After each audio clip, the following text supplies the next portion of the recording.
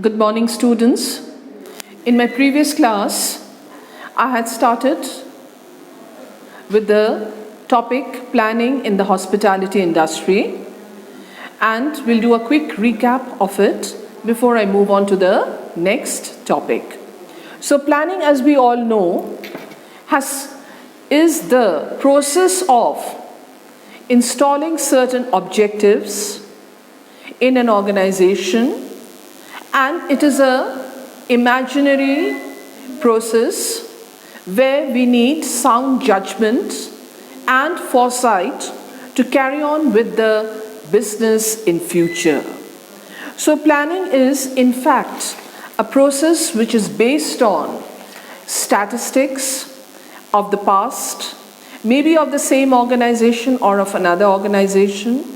Then it predicts the future, or it helps the organization to anticipate the problems to be faced in future and what all can be done through a systematic method of thinking.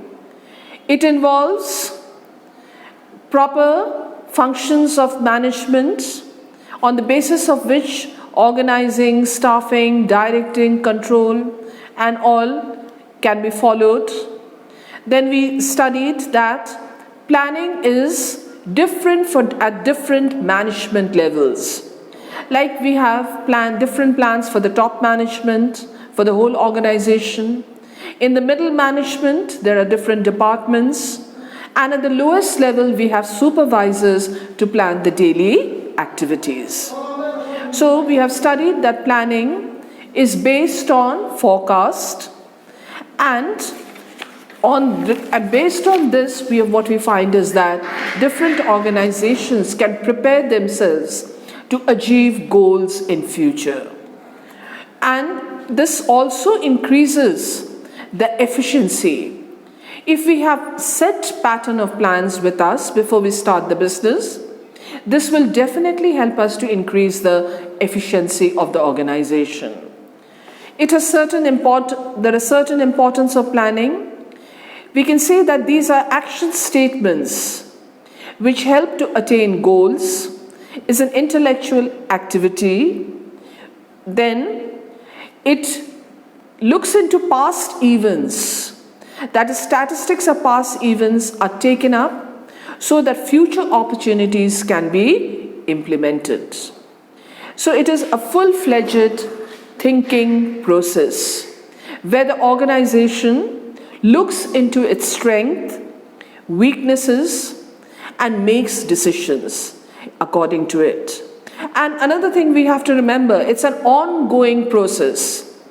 Once the plans are made, it doesn't mean that it will remain the same.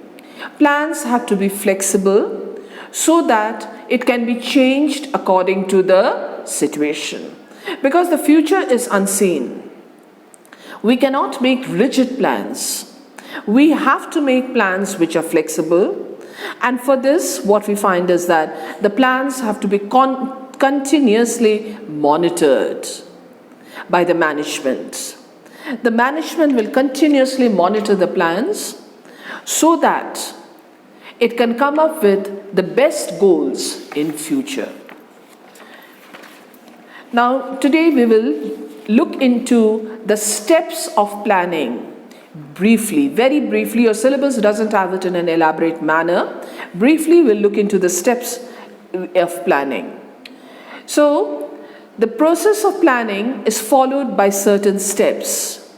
Please look into your notes. The first one being developing an awareness of the present state.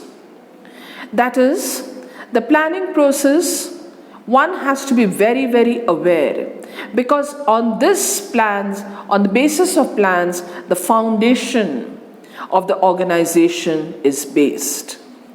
So the foundation will specify the current status, the commitments, and the strength and weakness which we have to remember for the future.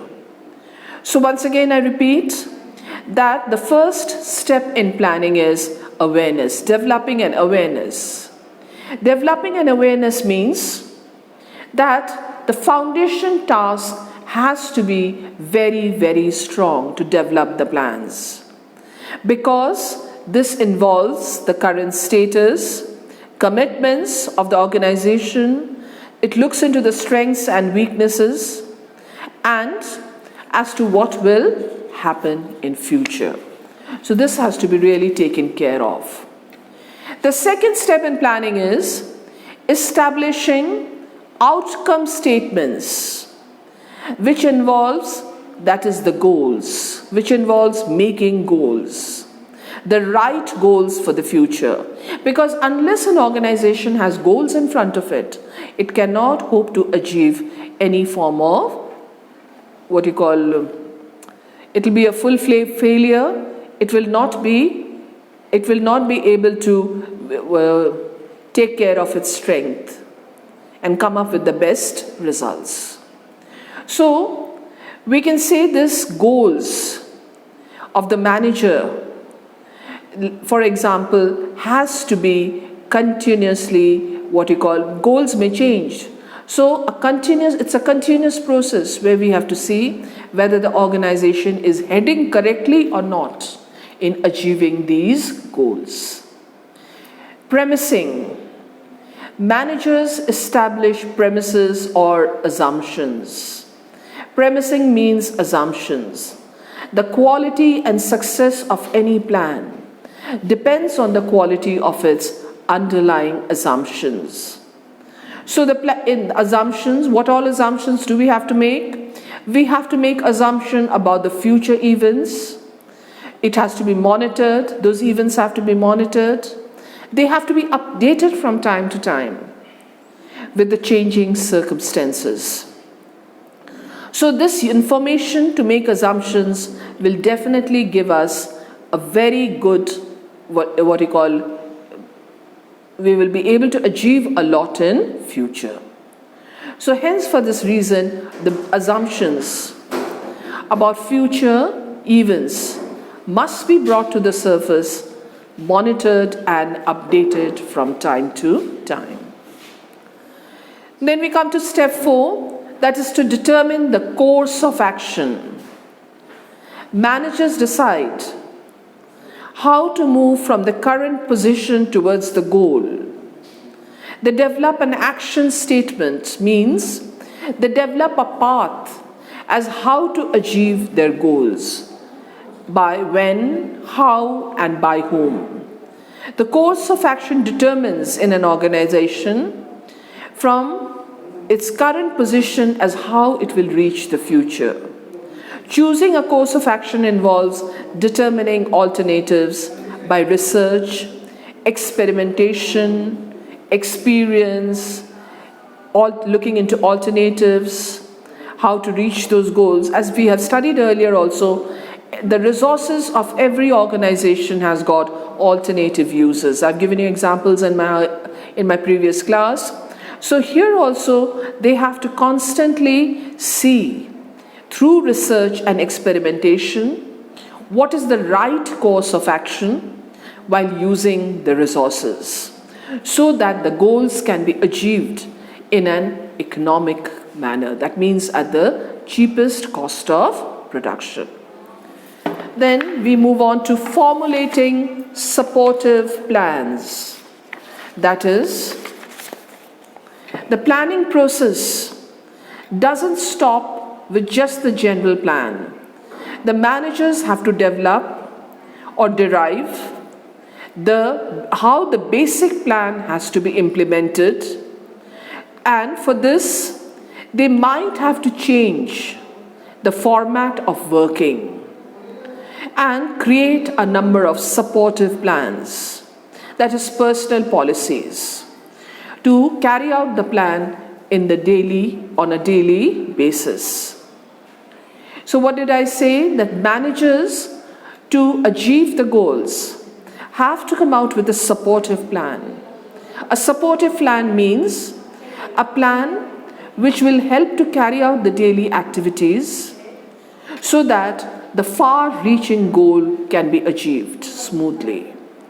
And for this, schedule meetings, phone calls, dealing with customers, suppliers, etc., have to be constantly done so that the future goals can be achieved very smoothly. And the organization will be able to look through it, take care of its strengths, and overcome the weaknesses. So with this I finish off the topic planning. In my next class, I will be teaching you about organizing in the hospitality industry. So that's all for today. Thank you, students.